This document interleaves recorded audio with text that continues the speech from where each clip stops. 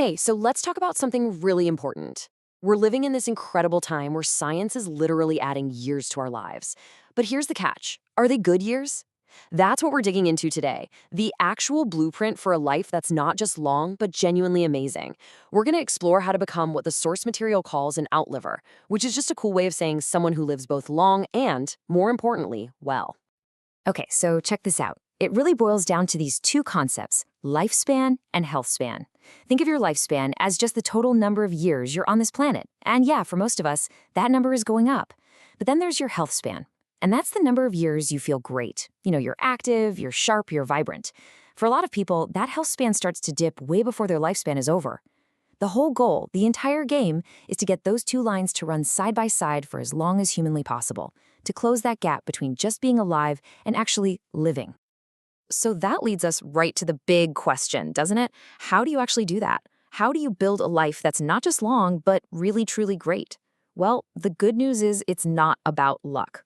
It's about having a framework, a specific set of practices you can follow. And that is exactly what we are about to lay out, starting with the absolute bedrock of your inner world. Right, so we're going to build this thing from the ground up. The foundation starts with two things that are completely internal. These are the tools you have with you 24/7, no matter what. Your breath and your mind. I'm telling you, if you get these two things right, everything else gets so much easier. Just think about this for a second. The most powerful tool for your well-being is something you do thousands of times every single day. And you probably don't even think about it. It's your breath. But the moment you pay attention to it, it becomes this incredibly potent medicine. It's literally how you pull energy from the world into your body, right down to the cellular level. When you breathe with intention, you can boost your energy, sharpen your focus, and get a handle on your stress. It's free, it's always there, and it's our first pillar. And there are basically just 4 simple rules to get this right. First, just be mindful. That's it, just notice that you're breathing. Second, breathe deeper.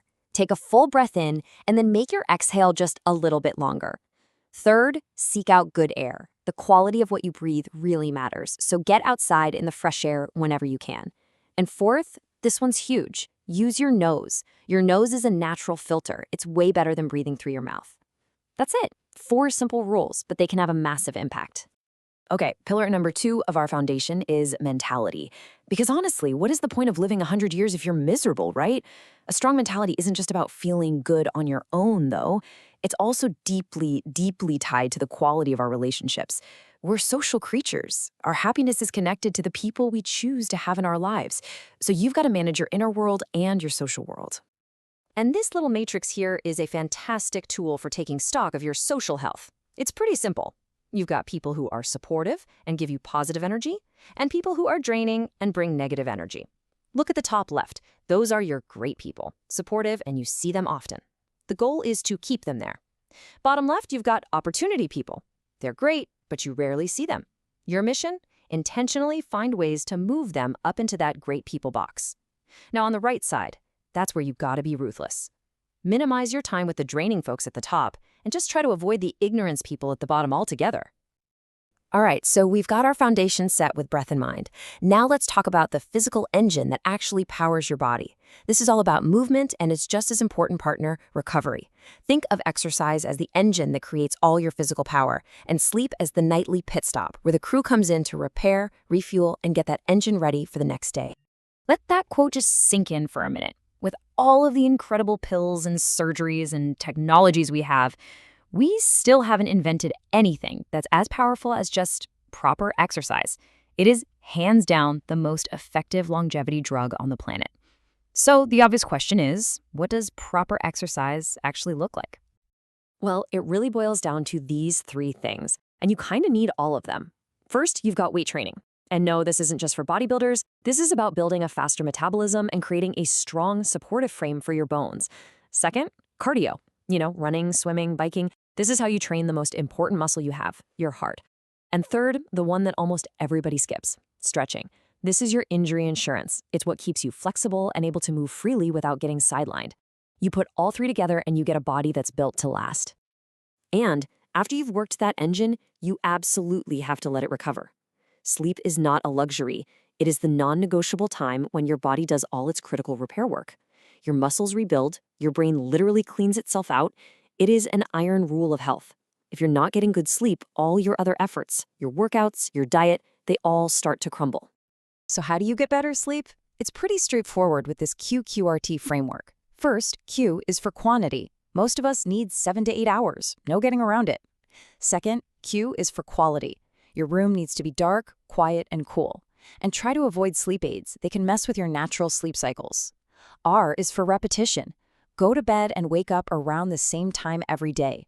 Yes, even on weekends. This sets your body's clock. And finally, T is for timing. Figure out if you're a night owl or a morning person and work with your body, not against it.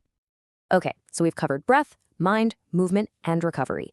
That brings us to our fifth and final pillar, fuel, what we put in our bodies. But this is way more than just counting calories. This is where the source material gives a really serious warning about a hidden danger that's taken over our food supply. Let's start with this idea right here. Food is not just fuel. It's information. It's a set of instructions you're giving your body. When you eat real whole food, it's like giving your body clean, simple code.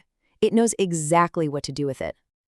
And here's where the problem comes in. What happens when that information gets corrupted? What if the food we're eating is designed to trick our bodies? The argument here is that a huge portion of what we eat today is sending our system confusing signals, basically feeding it lies that lead to all sorts of problems. And the main culprit has a name, ultra-processed food, or UPF. Now, this isn't stuff like canned tomatoes or a loaf of bread from a bakery. No, we are talking about industrial formulas. The easiest way to spot them, if it comes in a plastic wrapper and has a list of ingredients you can't pronounce or find in a normal kitchen, it's probably UPF. These things are literally engineered to be hyper-palatable, so tasty you can't stop eating them, and to last forever on a shelf. And this number right here, this is the crazy result of that engineering. A major study found that when you let people eat as much as they want, the group eating ultra-processed foods ate, on average, 500 extra calories a day. 500! And they didn't even notice. Why? Because these foods are specifically designed to short-circuit the signals in your brain that tell you when you're full. And the consequences are, frankly, terrifying. We now have tons of research linking a high UPF diet to pretty much all the major diseases of our time. It's not just about gaining weight. We're talking higher risks of cancer, heart disease, depression, and get this. One study showed a 25% increased risk of dementia for every 10% jump in UPF in your diet. This is a really, really big deal. So, we've got our 5 pillars: breath, mind, movement, recovery, and nutrition.